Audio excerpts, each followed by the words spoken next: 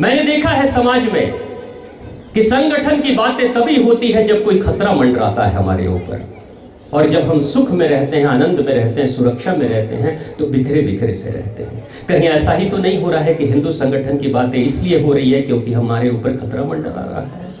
लेकिन आयुर्वेद कहता है कि कोई बीमारी अगर हो जाए तो बीमारी के इलाज से ज़्यादा बेहतर है बीमारी किस कारण से हुई है ये ज़रूर विचार करना चाहिए, ताकि बीमारी दोबारा रिपीट ना हो। 1947 के बाद 15 अगस्त और 26 जनवरी को हम लोग आज़ादी के दिन और गणतंत्रता दिवस मनाते हैं। खुशी होती है, लाखों करोड़ों रुपए खर्च भी होते हैं नेशनल परेड में, भारतवर्ष में, और हम खुश होते हैं कि हम आज़ाद हैं। जबकि हमें ज़रूर आत्मचिंतन करना चाहिए कि हम गुलाम क्यों हुए। जब यह देश विश्व गुरु था, जब यह देश सोने की चिड़िया था, जब इस देश के एक से एक महान योद्धा चंद्रगुप्त मौर्य जैसे, चाणक्य जैसे गुरु थे यहाँ पे, आर्यभट्ट जैसे गुरु थे यहाँ पे, तो आखिर ये देश गुलाम क्यों हुआ। उसका छोटा चीता जागता उदाहरण 1947 से पहले हमारी जो रियासतें थीं, लगभग 500 से ज़्यादा रियासतें आपस में बटी हुई थी। हम बटे हुए थे तो हम गुलाम थे। लेकिन जैसे ही हमने अपने अंदर के भेद को और बंटवारे को ख़त्म किया, उसके बाद से हम आज़ाद हो गए। और जो दो रियासतें कश्मीर और हैदराबाद जो मिलना नहीं चाहती थी भारत के साथ में, हमारे एकत्रित शक्ति को देखकर अंत में दोनों ने घुटने टेक दिए और कश्मीर से कन्याकुमारी तक भारत एक हो गया। तो हम किन कारणों से बिखराव हो रहा है उस पर विचार विमर्श जरूर हमें करना चाहिए। अमेरिकी राष्ट्रपति विल क्लिंटन जब भारत की यात्रा कर रहे थे और भारत के बारे में जब उन्होंने अध्ययन किया, तो एक बड़ी अच्छी बात हम भारतीयों के लिए उन्होंने लिखा है।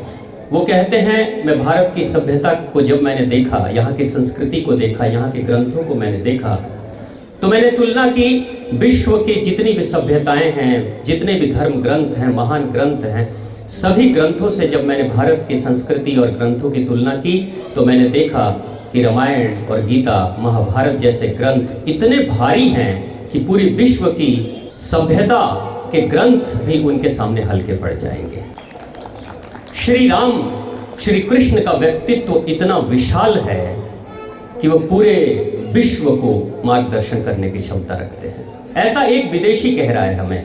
और यूनेस्को ने भी कहा है, there were 40 civilizations in the world, 39 have already destroyed, only one civilization is still existing, that is called Indian civilization। ये यूनेस्को का रिपोर्ट कहता है कि 40 सभ्यताएं इस धरती पे थी, पूरी दुनिया में थी, जिसमें 39 सभ्यताएं मिट चुकी हैं। एकमात्र सभ्यता जो बची हुई है वो भारत की सभ्यता है। इसलिए हमें गर्व करना चाहिए।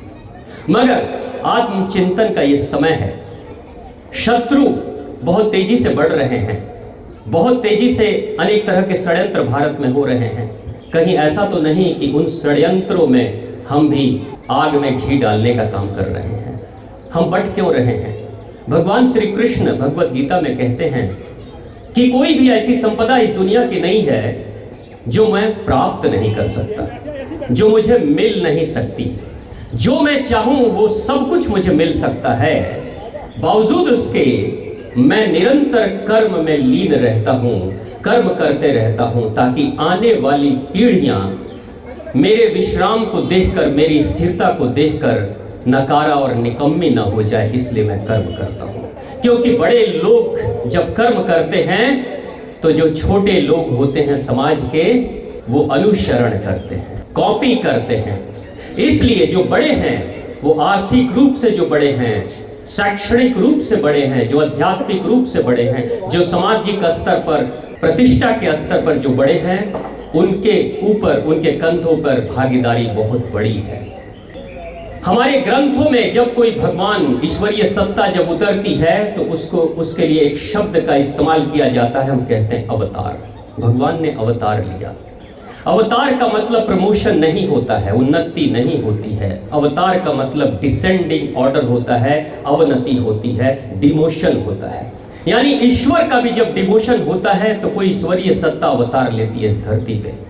भगवान क्या कह रहे हैं कि जब कोई व्यक्ति कुएं में गिरा होता है तो कुएं के ऊपर जो रहता है उसको नीचे उतरना होता है, उस नीचे वाले को ऊपर ले जाने के लिए। यानी बड़े को ही छोटा बनना पड़ता है, तब जाकर जो छोटे हैं वो ऊपर की तरफ उठ पाते हैं। हमें सीखना चाहिए श्री राम से। जब राम जी की अर्धांगिनी माता भगवती सीता का अपहरण हो चला था तो सेना की जरूरत थी। उस समय दशरथ जी महाराज की सेना नहीं गई थी, उस वक्त जनक जी महाराज की सेना नहीं गई थी अपनी बिटिया को और अपने बहू को मुक्त कराने के लिए। प्रभु श्री राम ने जिन लोगों का सहयोग लिया था, जिनका संगठन बनाया था, वो वनों में जंगलों में रहने वाले नर थे, इसलिए उनको वननर कहा गया। बाद में अपभ्रंश हुआ, उसे बानर कहना हमने शुरू कर दिया। जबकि वो ट्राइबल्स थे, वो लोग थे जो मजदूरी करते थे, जो किसानी का काम करते थे, जो लोहे का काम, लकड़ी का काम करते थे। ऐसे कामगार लोग थे जिनका संगठन भगवान श्री राम ने बनाया था और उन्हीं के सहयोग से प्रभु श्री राम पुरुषोत्तम राम बने और लौटकर जब लंका से आए तो भगवान राम के रूप में स्थापित हो गए। आज प्रभु राम की पूजा हम कर रहे हैं तो हमें विचार जरूर करना चाहिए कि जिन्होंने श्री राम को प्रभु राम बनाया, कहीं ऐसा तो नहीं समाज के उस निम्न वर्ग के लोगों को हम भूलते चले जा रहे हैं। बहुत आसान होता है कि जब कोई इंसान सफल हो जाता है तो उसकी पूजा, उसके मंदिर बनाकर पूजा करना बहुत आसान होता है, लेकिन कोई व्यक्ति जब असफलता के कगार पे होता है और तब प्रयास करके सफल बनाया जाए तो निश्चित तौर से इस प्रक्रिया से जो लोग गुजरते हैं वो राम बनाने की प्रक्रिया से गुजरते हैं। हमें आत्मचिंतन करना चाहिए, हमें चिंतन करना चाहिए और कहीं अगर गलती हो रही है तो उस पर सुधार करने की जरूरत है। मैं, आप सभी अभिभावक बैठे हैं, सभी अपने जीवन में ज्ञान के भंडार के रूप में बैठे हुए हैं। आपसे एक विनती रखता हूं, आपके सामने एक विषय में रखना चाहता हूं। आत्मचिंतन करना, जरूरी नहीं कि मेरी बात को मान लेना। हमारे समाज में अभी भी कहीं भेदभाव है, समाज कहीं टूट रहा है, बिखर रहा है। मैं क्षमा चाहता हूं सभी पुरोहितों से, जो समाज के प्रबुद्ध वर्ग के पुरोहित हैं, जिनको देवता कहा जाता है, भूदेव कहते हैं। ये पुरोहित, मैंने कई लोगों को सुना है, कई परिवारों को मैंने देखा है कि पुरोहित जब जाते हैं सत्यनारायण भगवान की पूजा करते हैं, कथा कराते हैं, तो भगवान का उस घर में बने हुए भोग को भगवान को अर्पित कर देते हैं, भगवान भोग लगा लेते हैं। लेकिन जब यजमान कहता है कि पंडित जी आप हमारा प्रसाद ग्रहण करो, तो पंडित जी पैसा तो ले लेते हैं लेकिन प्रसाद ग्रहण नहीं कर पाते। अगर आप यजमान के प्रसाद को, बने हुए प्रसाद को भगवान को चढ़ा देते हैं तो भगवान से बड़े आप नहीं हैं, आपको भी ग्रहण करना चाहिए। जरूरी नहीं कि हम भूखे हो तभी खाएंगे। कभी कभी लोगों की श्रद्धा और हृदय में विश्वास जगाने और अपनापन जगाने के लिए भी हमें उनके साथ में रोटी का संबंध, पानी का संबंध रखना चाहिए, उनके साथ बैठना चाहिए। लेकिन समाज के कुछ वर्ग के लोग इस तरह की चीजें कर रहे हैं जिसके कारण से हमारे समाज में विघटन उत्पन्न हो रहा है।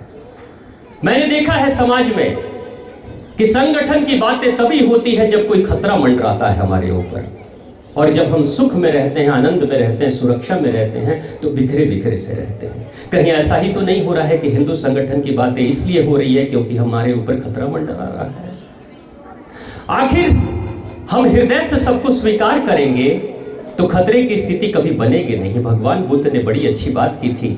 किसी ने पूछा कि हे बुद्ध, आप तो अहिंसा की बातें करते हो, लेकिन अगर कोई आक्रामक, हमलावर, हिंसा की भाषा में बात करे तो आप क्या करोगे? उन्होंने कहा था, जिस समाज में बड़े बुजुर्गों को सम्मान मिले, जिस समाज के भाई भाई एक दूसरे को अपना भाई समझे, बहनों में आपस में प्रेम हो, जहां बुजुर्ग छोटों को प्रेम दे और छोटे बड़ों को सम्मान दे, जहां लोग एक साथ मिल बैठकर खाएं पिएं बातें करें, वो समाज इतना संगठित होता है कि उस संगठित समाज के ऊपर कोई हमलावर कभी भी नजर नहीं, बुरी नजर नहीं डाल सकता है। यानी इस समाज को संगठित होने के लिए और करने के लिए हम क्या कर रहे हैं? हमें सीखना चाहिए जापान की सभ्यता से। जापान जो आज दुनिया के सर्वश्रेष्ठ आर्थिक स्थिति में सुदृढ़ राष्ट्रों में जिसकी गिनती हो रही है, जो लगभग अमेरिका, लंदन के बराबरी कर रहा है, उस जापान के बारे में किसी ने पूछा था कि भाई आप इतने महान कैसे हो गए? तो उन्होंने कहा था, भारतीय गुरु के कारण से, यानी भगवान बुद्ध की शिक्षा के कारण से हम महान हो गए। आप देखिए स्थिति कैसी होती है जापान की। एक छोटा सा बच्चा 4 साल 5 साल का विद्यालय जा रहा है, उसके पीठ के पीछे बैग लगा हुआ है, बैग लटका के जा रहा है। आगे उसके आईडी कार्ड लटक रही है। उस आईडी कार्ड के एक तरफ में घर का पता लिखा है और दूसरे तरफ में स्कूल का पता लिखा है।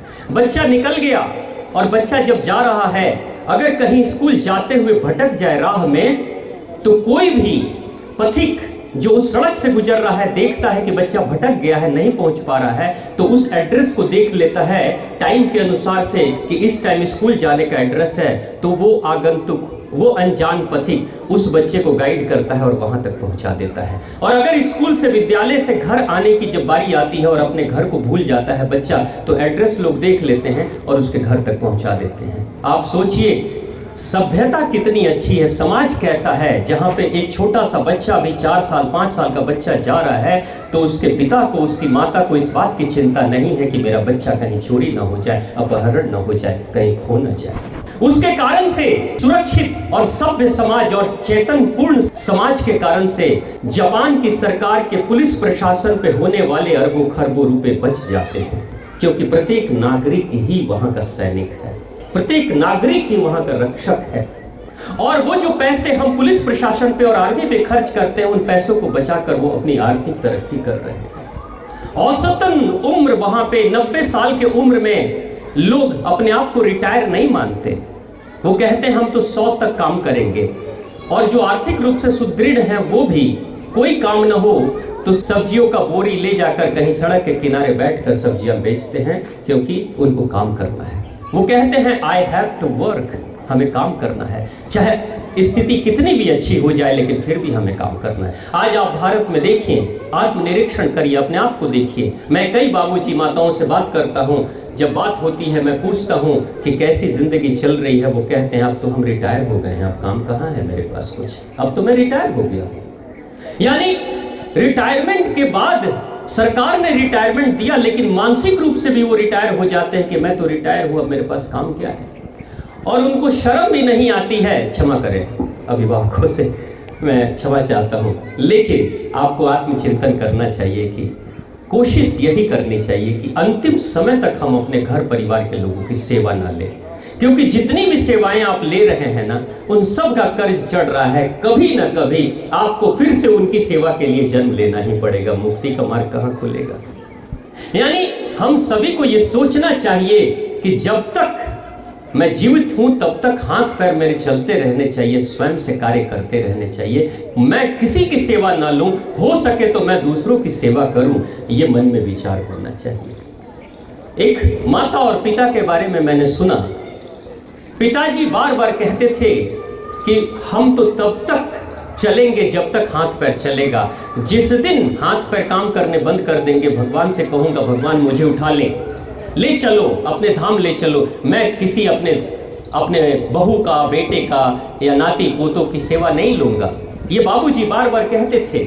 लेकिन घर की जो सासू माँ थी, यानी बाबूजी की अर्धांगिनी थी, वो कहती थी बेटा बेटी किस लिए पैदा किया जाता है, बहू किस लिए लाया जाता है, सेवा के लिए ही, तो हम तो सेवा कराएंगे। और देखिए आप जो सोचते हैं, आप जो बोलते हैं, भगवान सुन लेते हैं। बाबूजी की उम्र जब 75 साल की हुई, ये गोरखपुर की घटना है, बेटे के साथ कार में आ रहे थे, अगली सीट पे बैठे हुए थे, सीट थोड़ा सा पीछे करके वो आराम कर रहे थे। बेटे बीच रास्ते में जब कुछ बोले तो बाबूजी ने कोई जवाब नहीं दिया, गाड़ी रोककर बाबूजी को हिलाते हैं तो बाबूजी जा चुके हैं। और बेटे ने कहा स्वामी जी एक दिन भी मेरे पिताजी ने सेवा नहीं ली। लेकिन वहीं पे उसी घर की माता जी जो बार बार कहती थी बच्चे क्यों पैदा करते हैं हम लोग, सेवा के लिए तो बच्चे पैदा करते हैं, वो माता जी आज 70 साल की हो गई है, धीरे धीरे शरीर गलते जा रहा है, लेकिन सेवा कराने के लिए रुकी हुई है और सेवा करवा रही है। यानी आप जो कामना करेंगे वही आपको मिलना शुरू हो जाएगा। मैं तो चाहता हूं, जो आज हम कहते हैं कि भारत नौजवानों का देश है, मुझे लगता है भारत के 70 साल 80 साल 90 साल के लोग भी नौजवान हो सकते हैं अगर अपनी विचारधारा में थोड़ा सा परिवर्तन कर दें तो। क्योंकि अंतिम समय तक हमें अपने ऊपर काम करना होगा। भगवान श्री कृष्ण एक बड़ी प्यारी बात अर्जुन के प्रसंग में उन्होंने बताया था। अर्जुन को उन्होंने कहा भक्ति मार्ग से पहले ज्ञान मार्ग के बारे में बताया। ज्ञान बताते हैं, ज्ञान से जब बात समझ में नहीं आई अर्जुन को तो कर्म मार्ग बताते हैं। कर्म मार्ग से भी अर्जुन जब सब नहीं समझा तो अंत में भक्ति मार्ग को बताते हैं। और भक्ति मार्ग के बाद सहज भाव से अर्जुन ने स्वीकार कर लिया और अपने गुरु और भगवान के सामने नतमस्तक होकर कहता है, प्रभु जो आप कहोगे, जो करोगे वही मैं करूंगा। और उसने महाभारत की युद्ध लड़ी थी, जो आज इतिहास में इतने बड़े वीरता का प्रतीक वो दे रहा है। यहाँ हम सभी को भी चिंतन करना चाहिए कि भगवान क्या कह रहे हैं। जितने भी प्रबुद्ध वर्ग के लोग हैं, पढ़े लिखे लोग हैं समाज के, वो सब ज्ञान मार्गी हैं, यानी सबका दिमाग बहुत एक्टिव है, इंटेलेक्चुअल क्लास के लोग हैं, हम ज्ञान मार्गी हैं। लेकिन अगर ज्ञान शरीर पे न उतरे, कर्म पे न उतरे, तो निष्फल है वो ज्ञान। हम ज्ञान मार्गी होने के बावजूद भी कर्म के आधार पे नहीं पहुंचते। स्थिति आप देख लो, आपको पता है भारत गणराज्य है, भारत डेमोक्रेटिक कंट्री है, और डेमोक्रेसी की शक्ति काउंटिंग में होती है, सर गिनने में होती है। जिसके पास ज्यादा संख्या होती है वही सत्ता में होता है, वही शक्तिशाली होता है। ज्यादातर पढ़े लिखे लोगों को मैंने देखा है मतदान के दिन छुट्टियां मनाते हैं। क्या जरूरत है सरकार बनाने की, क्योंकि सरकार करेगी क्या। लेकिन जो कम पढ़े लिखे लोग हैं, जो स्लम एरिया में रहते हैं, वो ट्रैक्टरों में भर भर के जाते हैं, और बाद में सत्ता में उनके ही पक्ष वाली सरकार आती है, तो फिर हम ही पढ़े लिखे लोग ये शिकायत करते हैं सारी सरकारें बिगड़ी हुई हैं।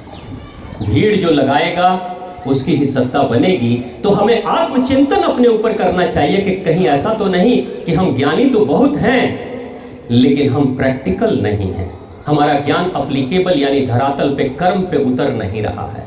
और जब तक ये बुद्धि का ज्ञान और शरीर का कर्म जब तक आपस में सामंजस्य नहीं बिठाता, तब तक हृदय चक्र जगता नहीं है। और जैसे ही हृदय चक्र जगता है, इंसान का हृदय इतना खुल जाता है कि वो छोटे हो या बड़े हो सबको स्वीकार कर लेता है हृदय से। यानी अंत में जब उन्होंने भक्ति मार्ग बताया, हृदय के चक्र को खोला, उसके बाद भगवत गीता समाप्त हो गई। उसके बाद कहने के लिए कुछ बाकी नहीं रहा। कबीरदास जी महाराज इसी बात को बड़े प्यार से बोलते हैं, पोथी पढ़ी पढ़ी जग मुआ, पंडित भया न कोय, ढाई आखर प्रेम का पढ़े सो पंडित होए। कबीरदास जी महाराज जो स्वयं किसी विद्यालय में नहीं गए, लेकिन वो कहते हैं ढाई आखर प्रेम का जो पढ़ता है वो पंडित हो जाता है। उनके कहने का मतलब यही है, गीता के अंतिम चैप्टर की वो बात कर रहे हैं। चाहे ज्ञान तुम्हारे पास कितना भी हो, कर्म चाहे कैसे भी करो, लेकिन बुद्धि का, शरीर का तालमेल न बैठे और हृदय चक्र न खुले, हृदय विशाल न हो, तो जीवन में किसी भी चीज को आप सीख नहीं सकते। आप खुद देख सकते हैं, विषय चाहे कोई भी हो, क्षेत्र चाहे कोई भी हो, उस क्षेत्र को अगर दिमाग से आप सीखना चाहते हैं, उस विषय को दिमाग से सीखना चाहते हैं, तो शायद कठिनाई होगी आपको सीखने में। अगर बच्चे भी जो पढ़ाई करते हैं वो किसी भी चैप्टर को ये बोझ समझकर पढ़ाई करें कि एग्जाम आने वाला है, हमें तो पढ़ाई करनी है, तो हो सकता है कि पढ़ाई रात रात भर जग कर करेंगे लेकिन ठीक से पढ़ाई नहीं कर पाएंगे। लेकिन जैसे ही बच्चे के हृदय में ये बात आएगी कि मुझे इस विषय से प्रेम है, तो वो कुछ ही मिनटों में और घंटों में वो बच्चे आराम से, प्रेम के कारण से आराम से पढ़ाई कर लेंगे। बोझ जैसी चीजें नहीं लगेंगी। जैसे आपने देखा होगा समाज में, अगर रात के 2 बजे घर में कोई अतिथि चला आए तो खाना बनाना बड़ा कठिन होता है, बहुत कठिन होता है उस घर की बहू के लिए, क्योंकि 2 बजे नींद हराम करके और फिर हम खाना बना रहे हैं। लेकिन उस दिन कठिनाई खत्म हो जाती है जिस दिन बहू के मायके वाले चले आते हैं 2 बजे रात को, तो उस दिन कोई कठिनाई नहीं होती है। क्यों? क्योंकि प्रेम है, वो मायके वाला मेरा है, मेरा भाई है, मेरी माँ है, मेरा बाप है, तो हमें प्रेम है तो बोझ जैसी नहीं लगेगी। एक माँ, एक लड़की, एक नौजवान लड़की अपने अपाहिज भाई को, जिसका वजन 40 किलो का था, कंधे पे लेके घूमती थी, कहीं जाती थी गोद में उठा के ले जाती थी, तो किसी ने कहा कि ये तुम्हारा भाई तो बहुत भारी है, बोझ है, तुमको दिक्कत नहीं होती? वो कहती है ये बोझ नहीं, ये मेरा भाई है, और जब मेरा भाई है तो बोझ का है। यानी प्रेम में वो शक्ति है कि जब इंसान हृदय खोलकर प्रेम करता है तो समाज को एकत्रित करने की जरूरत नहीं पड़ती है, समाज स्वतः एकत्रित हो जाता है। आपके साथ, हम भारतीयों के साथ बड़े बड़े षड्यंत्र हो रहे हैं। एक बहुत बड़ा षड्यंत्र भारत में शुरू हुआ लगभग 87, 88, 89 के आसपास में। जो बाबूजी माताजी लोग उस समय अपनी चेतना में रहे होंगे तो आपको याद होगा, एक टीवी सीरियल आया था रामायण। कितने लोगों ने देखे हैं रामायण सीरियल? उस समय के 88, 89 के। जब टीवी सीरियल आया तो कर्फ्यू जैसी हालत हो जाती थी सड़कों पे। कई बार गाड़ियां चोरी हो जाती थी। कई बार ऐसा भी होता था कि अगर घर में कोई शादी ब्याह का रस्म है तो शादी के कार्ड पे लिखा रहता था कि मेहंदी का रस्म होगा रामायण सीरियल के बाद, इसलिए उसके बाद आप आना। यानी रामायण सीरियल का महत्व कितना ज्यादा था। हम सब के लिए राम जी का नाम के कारण से हम सब एकत्रित भी हो गए और राम जी के कारण से ही आज उसी टीवी सीरियल ने भूमिका पैदा की, भूमिका बनाई, जिसके कारण से आज अयोध्या में 500 वर्षों के बाद राम मंदिर बना है, उसी टीवी सीरियल के कारण से। पहला भारत का कोई टीवी सीरियल था या कोई फिल्म थी जो लंदन के पार्लियामेंट में भी चला था, अमेरिका में भी चला था, ऐसे सीरियल थे वो। लेकिन कुछ लोगों के कान खड़े हो गए थे, विदेशियों के, जो भारत के खिलाफ षड्यंत्र कर रहे थे। उन्होंने देखा कि अगर राम के नाम पर यह भारतीय इतने संगठित हो जाएंगे, अपने रोजगार, व्यापार, काम धाम सब छोड़ देंगे, आना जाना बंद कर देंगे, रस्म रिवाज बंद कर देंगे, अगर ऐसे ही राम के नाम पे संगठित भारतीय होने लगेंगे तो फिर भारत को पुनः हम कभी भी गुलाम नहीं कर पाएंगे। इसलिए इनको बांटना जरूरी है। और उसके बाद षड्यंत्र की शुरुआत हुई, भारत को बांटने की और राम को बांटने की सिलसिले की शुरुआत हुई। आपने देखा होगा हमारे समाज में आज कुछ ऐसे भी पंथ और संप्रदाय बन गए हैं जो हिंदू ही हैं, लेकिन वो कहते हैं हम दशरथ के राम को नहीं मानते। कोई कहता है हम तो घट घट में बसे हुए राम को मानते हैं। कोई जो निराकार राम है हम उसको मानते हैं। ऐसे समाज में 4-4 राम की बात लोग करते हैं।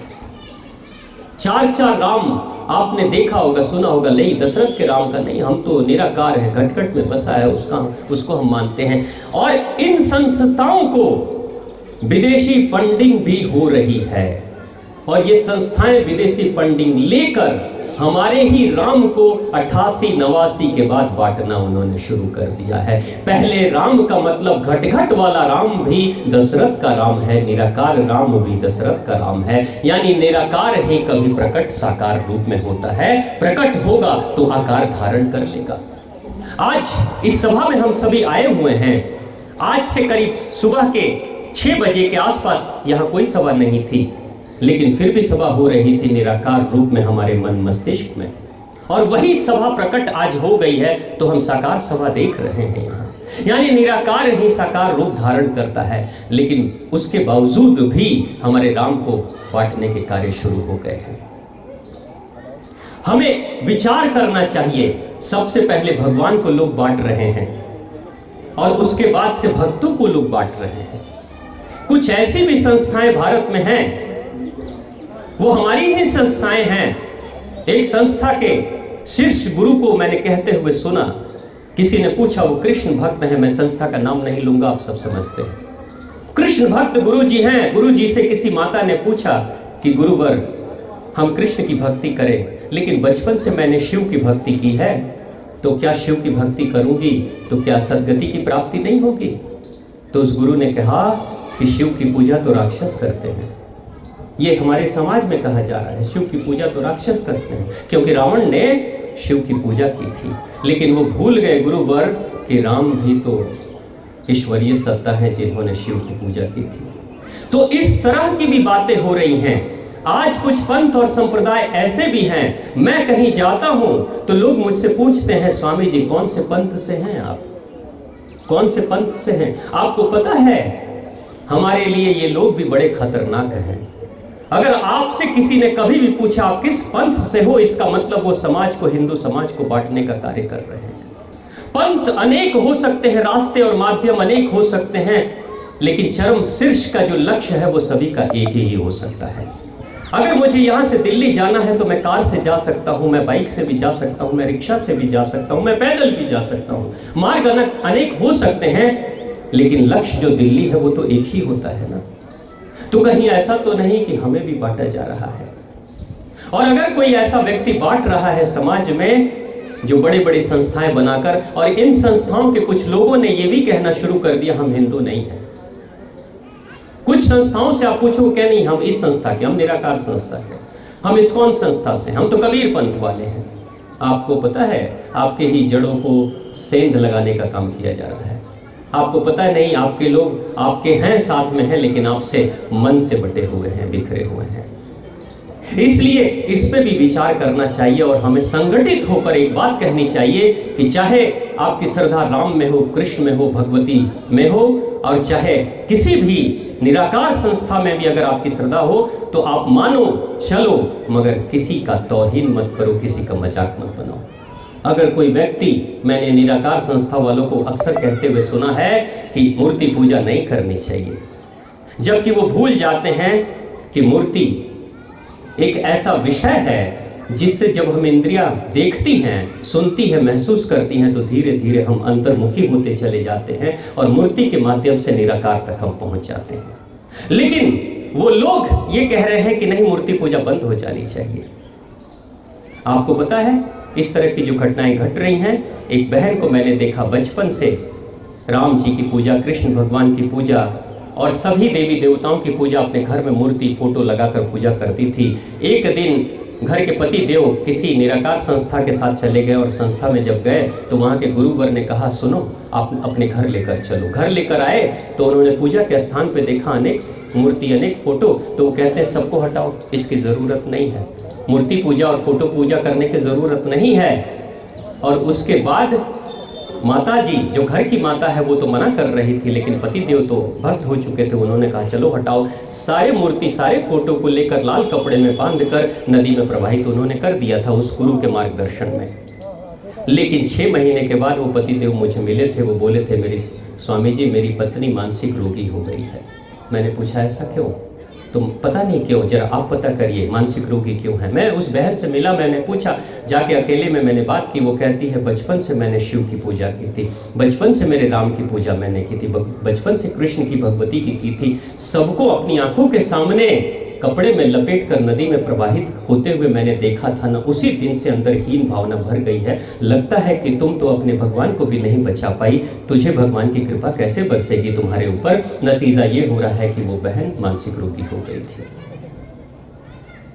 लेकिन जिस गुरु ने कहा कि सारे फोटो और मूर्ति हटा दो, सब हटाने के बाद वही गुरु अपने सबसे बड़े गुरु की फोटो उसी घर में लगा देते हैं, अब इसकी पूजा शुरू कर दो, उसकी पूजा शुरू कर दो। यानी क्या वो फोटो नहीं है? क्या वो निर्जीव नहीं है? क्या उस फोटो में तुम्हारे गुरु साक्षात बैठे हुए हैं, वो भी निर्जीव है? तो ऐसे भी षड्यंत्र हम सबके समाज में हो रहे हैं। इसके ऊपर भी आपको विचार करने की जरूरत है। नहीं तो हम गिनती में दिखेंगे, लेकिन मन से हमारा भेद बना रहेगा, मन हमारे बटे हुए रहेंगे। मुट्ठी भर असामाजिक तत्व के लोग हजारों लाखों लोगों के ऊपर शासन करते हैं, क्योंकि ये हजारों लाखों लोग बिखरे बिखरे से रहते हैं। हमारे ऊपर सबसे बड़ा प्रश्न है कि जहां 70,000 हिंदू थे कश्मीर में, तो कुछ मुट्ठी भर आतंकवादी असामाजिक तत्व के लोग आए थे और 70,000 के साथ बलात्कार किया, मारा, काटा, जलाया और सबको विस्थापित कर दिया। और 30 वर्ष के बाद भी हम कश्मीर नहीं जा पा रहे हैं। यानी जरूर हम बिखरे बिखरे रहे होंगे। अगर हम संगठित रहे होते तो कोई भी अपराधी, कोई भी आतंकवादी संगठन की शक्ति से बड़ी नहीं है। यानी बिखराव हमारे अंदर है। तो इस बिखराव के लिए अगर कहीं बिखराव हो रहा है तो एक बात जो कहते हैं, corruption always starts from the top. अगर किसी भी जिले का एसपी करप्ट होता है तो नीचे के हवलदार भी करप्शन में लिप्त हो जाते हैं। खराब से खराब जिला भी अगर वहां का कोई एसपी और डीएम बहुत ही अनुशासित और शासन प्रिय आता है, सच्चा होता है, तो खराब कार्य करने वाले लोग भी सुधर जाते हैं। हमारे परिवार में, हमारे समाज में आपको आपके बच्चे कॉपी करते हैं। आप जो काम आप करते हैं उसको बच्चे कॉपी करते हैं। यानी समाज के प्रबुद्ध वर्गों के सामने ये बहुत बड़ा दायित्व है कि हम अपने आप को क्या ऐसे आदर्श प्रस्तुत करने के लिए तैयार हैं जिसको देखकर समाज कॉपी करे, और क्या हम अपने समाज के हर वर्ग को हृदय से लगाने के लिए तैयार हैं। अगर तैयार होंगे तो निश्चित तौर से समाज संगठित होते चला जाएगा। भारत का ग्रंथ, कई लोग मुझसे कहते हैं कि सबसे महान ग्रंथ दूसरे पंथ और संप्रदाय के हैं। किसी ने कहा इस्लामिक संप्रदाय के ग्रंथ बड़े अच्छे हैं, महान हैं। किसी ने कहा क्रिश्चियनिटी के ग्रंथ बड़े महान हैं। मैंने कहा हमारे ग्रंथ कितने महान हैं, बस उसकी झलक आप देख लेना। आपके जो भी पैगंबर हैं, आपके जो भी गॉड हैं, अपने ग्रंथों में कहीं उठाकर शुरू से अंत तक पढ़ लेना और कहीं बता देना जीसस क्राइस्ट ने कोई गलती की और उसकी सजा ग्रंथ में मिली हो। कहीं पैगंबर मोहम्मद ने कुछ गलती की और उसकी सजा ग्रंथ में मिली हो। लेकिन हमारे सनातन धर्म में अगर राम जी भी गलती, भगवान विष्णु भी गलती करते हैं तो श्राप मिलता है, और श्राप के कारण से वो राम और कृष्ण बनकर भी आते हैं। यानी कि हमारे शिव को भी श्राप मिला हुआ है। यानी आम इंसान नहीं, जो भगवान है, जो सबसे बड़ा है, जो संसार को, सृष्टि को चला रहा है, अगर वो भी गलत करता है तो हमारे ग्रंथ उसे भी दंडित करते हैं। इतना महान, इतने खुले हृदय का निष्पक्ष ग्रंथ कहीं मिलेगा तो बता देना। जिस दिन ऐसे ग्रंथ कहीं मिलेंगे तो मैं सनातन धर्म से ज्यादा बेहतर धर्म आपको मान लूंगा। ये बहुत खूबसूरत है ये धर्म, सनातन धर्म, लेकिन हम कैसे हैं? ज्ञान बहुत है, इंप्लीमेंटेशन कैसा है? हिमालय बहुत ऊंचा है, हिमालय बहुत महान है, गंगा बहुत पवित्र है, धरती बहुत महान है, लेकिन हम कैसे हैं? रिप्रेजेंटेटिव कैसे हैं? आप कोई भी प्रोडक्ट अगर बाजार में बेचने जाते हैं तो कोई प्रोडक्ट बोलता नहीं है, उसका जो रिप्रेजेंटेटिव होता है वो बोलता है कि मेरा प्रोडक्ट कैसा है। अगर आप फ्रिज भी बेचने जाओगे, एसी बेचने जाओगे, पेन भी बेचने जाओगे तो पेन नहीं बोलेगा, लेकिन जो बेचने जा रहा है व्यक्ति वो बोलता है। तो ये सनातन धर्म अपने आप में एक प्रोडक्ट जैसा है। इसको रिप्रेजेंट हम दुनिया के मानस पटल पर कैसे कर रहे हैं वो हम हिंदुओं के ऊपर निर्भर करता है। हम कैसे हैं? अगर हम सच्चे अर्थों में हीन भावना से ऊपर उठकर सच्चे हिंदू सनातनी हैं। जब मैं सनातन की बात करूं तो सिर्फ हिंदुओं की बात नहीं करता मैं। सनातन का मतलब बुद्ध भी हैं, सिख भी हैं, जैन भी हैं और हिंदू भी हैं। ये चारों सनातनी हैं और इन चारों में, चारों के साथ तालमेल बैठाने की जरूरत है। और तालमेल बैठेगा तो ये देश, ये राष्ट्र संगठित होगा, सुरक्षित होगा। आज कुछ नवबुद्ध ऐसे भी हैं जो आज हमारे देवी देवताओं की शिकायत कर रहे हैं। मेरे लिए आदर्श है बुद्ध, लेकिन जिस बुद्ध का हृदय इतना विशाल है, जो वेश्याओं को भी स्वीकार कर लेते हैं, जो अपराधी, हत्यारे, उंगली माल को भी स्वीकार कर लेते हैं, जो बड़े बड़े सम्राट को भी स्वीकार कर लेते हैं, जो चोर उचक्कों को भी स्वीकार कर लेते हैं, उन्हीं को मानने वाले बुद्ध के अनुयायी आज देखते हैं कि ये इस जाति का है, इस वर्ण का है, इसको हम स्वीकार नहीं करेंगे। ये चिंतन का विषय है। मैं आप सभी के लिए शुभकामना करता हूँ माँ भगवती से कि हम सभी संगठित हों और एक बार पुनः भारत को हिंदू राष्ट्र बनाने के लिए कम से कम हिंदू शक्तिशाली तो हो जाए। तो प्रेम से बोलिए भारत माता की, माँ आद्य भगवती की, भगवान शिव शंभू की। हाँ भाई साहब, एक विनती है, मैं समय ज़्यादा नहीं लूँगा, एक दूसरी सभा में मुझे जाना है। मैं एक छोटा सा प्रयोग कर रहा हूँ, क्योंकि आपको पता है प्रेम हृदय से तो होता है, लेकिन हृदय को खुराक आपके पेट से मिलती है। आप कभी भी देख लेना, अगर घर में लड़ाई झगड़े हो रहे हैं, दो व्यक्ति लड़ाई कर रहे हैं, दो माताएं लड़ाई कर रही होगी, तो एक का पेट खराब होगा तो क्रोध आता है, चिड़चिड़ापन आता है और लड़ाई करने का मन करता है। इसलिए मैं समाज में एक अभियान चला रहा हूं पिछले 20 वर्षों से, और इसके ऊपर मेरा खुद का 20 वर्षों का शोध है। आप अगर इस प्रयोग को करेंगे तो आपके घर के पैसे जो बीमारियों में, डायबिटीज़ में, शुगर में, जोड़ों के दर्द में, माइग्रेन में, ल्यूकोरिया में, हार्ट की समस्या में, मोटापा में, भूख नहीं लगना, नींद नहीं आनी, डिप्रेशन की समस्याओं को फ्री से आप मुक्त हो जाएंगे बिना किसी एक पैसे की दवाई की। क्योंकि भारत आज आर्थिक रूप से कमज़ोर हो रहा है बीमारियों के नाम पे। हम सभी को ग्राहक बनाया जा रहा है। अगर आप डायबिटीज़ के मरीज हैं और आप दवाई खा रहे हैं तो आप डायबिटीज से कभी मुक्त नहीं हुए। डायबिटीज से मुक्ति का मतलब दवाई भी चली जाए और बीमारी भी चली जाए, तब जाकर डायबिटीज से मुक्ति मिलती है। हम सबको ग्राहक बनाया जा रहा है, बीपी के लिए भी ग्राहक, गैस के लिए भी ग्राहक, जोड़ों के दर्द के लिए भी ग्राहक हमें बनाया जा रहा है। एक छोटा प्रयोग आप सभी करें, सभी माताएं बहनें जो भी पिता तुल्य पुरुष है जिनकी उम्र 15 साल से ऊपर की हो गई है, मैं उनके लिए बता रहा हूँ, छोटे बच्चों के लिए बाद में बता दूंगा।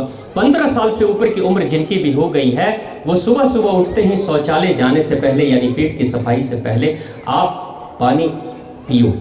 पानी सभी पीते होंगे, लेकिन उसकी जो डोज है वो परफेक्ट डोज होना चाहिए, तब काम करता है पानी।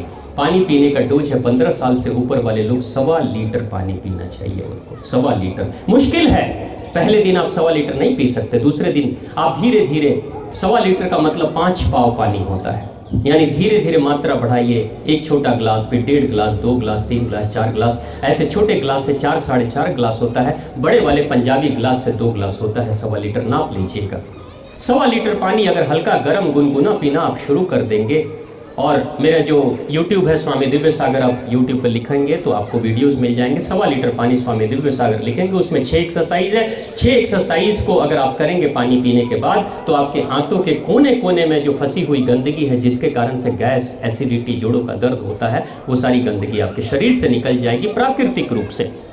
और अगर इस प्रयोग को आपने लगातार किया, 1.25 लीटर पानी का प्रयोग अगर आपने एक हफ्ते 10 दिन के अंदर आप उसके ऊपर आ जाते हैं और नियमित 1.25 लीटर पानी का प्रयोग आप करते हैं, तो 20 साल पुरानी भी डायबिटीज की बीमारी, जोड़ों का दर्द खत्म हो जाएगा। उसके लिए एक छोटा सा मैथमेटिकल कैलकुलेशन आप लोग कर लेना। अगर आपकी बीमारी 5 साल पुरानी है तो 5 महीने इस प्रयोग को करना, यानी 1 साल के लिए 1 महीना आपको करना है, असर दिखना शुरू हो जाएगा। अगर 10 साल पुरानी है बीमारी तो 10 महीने इस प्रयोग को नियमित करना तो है जिंदगी भर, लेकिन 10 महीने में हो सकता है आपकी बीमारी चली जाएगी। मेरे पास ऐसे भी उस चैनल पे वीडियो में आप देखोगे, ऐसे भी लोग भाई बहन हैं जिनकी डायबिटीज 25 दिन में ठीक हुई है, 30 दिन में ठीक हुई, 3 महीने में ठीक हुई, जोड़ों का दर्द ठीक हुआ है। कोई मरने का इंतजार कर रहा था, दिन गिन रहा था, वो व्यक्ति आज सीढ़ियों पे दौड़ दौड़ कर चल रहा है। ऐसे भी लोग अपने वीडियो बना कर भेजे हुए हैं। तो मैं आप सभी से प्रार्थना करता हूँ कि देश महान तभी होता है जब देश के नागरिक स्वस्थ, प्रसन्न, खुले हृदय के होते हैं और आनंद से भरे होते हैं, तभी आनंद की चेतना उस देश में फैलती है। आप इस प्रयोग को करें। किसी भी तरह की अगर असुविधा होगी या असमंजस मन में होगा तो आप चाहें तो हमारे व्हाट्सएप नंबर उन वीडियोस में होता है, आप उसको भी नोट करके कभी भी व्हाट्सएप कर सकते हैं। मैंने कहा जो बच्चे 15 साल से नीचे के हैं, अगर छोटे बच्चे हैं तो मात्रा कम रखिएगा। 15 साल पे 1.25 लीटर आना है। अगर 5 साल का आपका बच्चा है तो 1 पाव पानी दीजिए। 6 साल का बच्चा है तो 600 ग्राम धीरे धीरे बढ़ाइए। 8 साल, 9 साल, 10 साल के बच्चे को 800 ml के आसपास दीजिए, यानी कि 1.25 लीटर 15 साल की उम्र में पहुंचना है। ऐसा आप करके देखिएगा, निश्चित तौर से आपके बच्चे ज़्यादा अनुशासित होंगे, शांत होंगे। ज़्यादातर माता पिता यही कहते हैं बच्चे हमारे बहुत जिद्दी हो रहे हैं। ये जो बर्गर, पिज़्ज़ा, नूडल्स, पास्ता जो खा रहे हैं ना, मैदे वाली चीज़ें, ये खतरनाक है। ये आप खिला तो रहे हैं, माताएं कई बार टिफिन में बनाकर भेज देती है, नूडल्स, ब्रेड भेज देती है, तो माता को लगता समय तो बच रहा है, लेकिन क्या फ़ायदा समय बचाकर जब बच्चा नालायक हो जाएगा और बच्चा जब बिगड़ जाएगा, उसके बाद से समय बचाकर और पैसे कमाकर भी क्या करेंगे, अंत में तो लुटा ही देगा। हाँ, तो इसलिए हमें उसके ऊपर विचार करने की ज़रूरत है। और एक छोटा प्रयोग, अंतिम प्रयोग मैं चाहता हूँ मेरे साथ आप करें। बस 1 मिनट के लिए मैं कराऊंगा, आप करने के लिए तैयार हैं?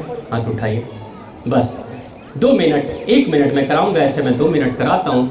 आप करें क्या? बस हाथ को टाइट करें, अपने दोनों हाथों को टाइट करें, थोड़े सीधे होकर बैठ जाएं। बस 72,000 नस नाड़ियाँ आपकी सक्रिय हो जाएंगी और कहीं पे ब्लॉकेज अगर बन रहा होगा तो सारे ब्लॉकेज आपके खत्म हो जाएंगे। अगर बीपी होगी तो ठीक हो जाएगी, हाई बीपी ठीक हो जाएगी, नहीं तो लो बीपी ठीक हो जाएगी। और अगर बीपी नहीं होगी तो कभी बीपी होगी नहीं, और रात को नींद नहीं आती और स्लीपिंग पिल्स खाते हैं तो आपको रात को नींद के लिए पर्याप्त औषधीय रूप में ये प्रयोग है। तो करने के लिए तैयार हो जाए, हाथ को मिला लें, हाथ को मिला लें और दिल खोल के सभी माताएं बहनें, सभी पिता तुल्य पुरुष करेंगे मेरे साथ। पूरी शक्ति के साथ, जितनी शक्ति है उन शक्ति के साथ आपको अपने एक हाथ से दूसरे हाथ पे ताली मारना है। इतनी तेज ताली बजानी है कि हाथ झनझना जाए। 72,000 नस नाड़ियों का रिमोट कंट्रोल यहाँ पे है। तो स्टार्ट करते हैं,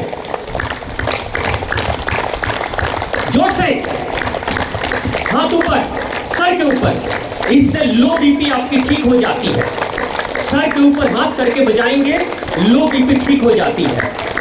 हाथ नीचे करते हैं तो हाई बीपी ठीक होती है। सीने के सामने हाथ करेंगे तो हाई बीपी आपकी ठीक हो जाएगी। मैंने ऐसे लोगों पे भी प्रयोग किए हैं, पहले बीपी चेक किया, ताली बजाया, फिर बीपी चेक किया, बीपी सामान्य हो गई। लो है तो हाई होती है, हाई है तो लो चली आती है। ये हाई बीपी के लिए नीचे ताली, फिर लो बीपी के लिए ऊपर ताली। जोर से अगर बच्चे बजाएंगे तो हैंडराइटिंग उनकी बहुत अच्छी हो जाएगी, यादाश्त की क्षमता बढ़ जाएगी। अगर बुजुर्ग लोग बजाएंगे जिनको कैटरेक्ट मोतियाबिंद की शिकायत है, आंखों की रोशनी बढ़ जाएगी। जो लोग ताली का प्रयोग निरंतर करते हैं उनको भूख अच्छी लगती है। कहीं पे कोलेस्ट्रॉल डिपॉजिट अगर शरीर में हो रहा है, धीरे धीरे इस ताली की गर्मी से कोलेस्ट्रॉल पिघलने लगता है, शरीर से बाहर निकलने लगता है। ये प्रयोग इतना अद्भुत है, आप लगातार 2 मिनट इस प्रयोग को करें, निश्चित तौर से आपके जीवन का कल्याण होगा। तो प्रेम से बोलिए माँ शक्ति, माँ भवानी की, माँ जगदम्बा, माँ परम्बा की, और आप सभी की। कैसी लगी ताली? अच्छी लगी? ताजगी आई? किसी को नींद आ रही? सभी लोग बजाएंगे? आज की सभा तो अंतिम सभा है, लेकिन आगे भी बजाएंगे क्या? घर में कितने लोग बजाएंगे?